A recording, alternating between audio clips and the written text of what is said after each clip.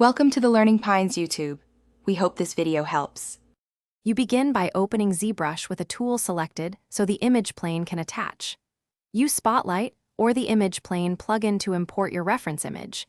This gives you a textured, non-destructive overlay. Once the image is loaded, adjust document resolution and draw size so the proportions match your subject, and position the image near the canvas.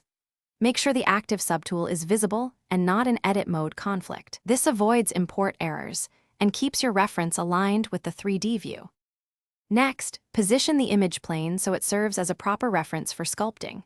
Use the image plane transform controls or standard move /scale/rotate to line it up with your model, and then match camera perspective by setting the focal length or using a transpose line to check alignment.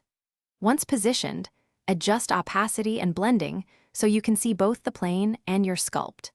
Lock or anchor the plane to prevent accidental moves. That way you maintain a steady reference while refining forms. To finish, decide whether the plane stays as a reference or becomes part of the mesh. Convert the image plane to a polymesh 3D if you need to paint or project textures.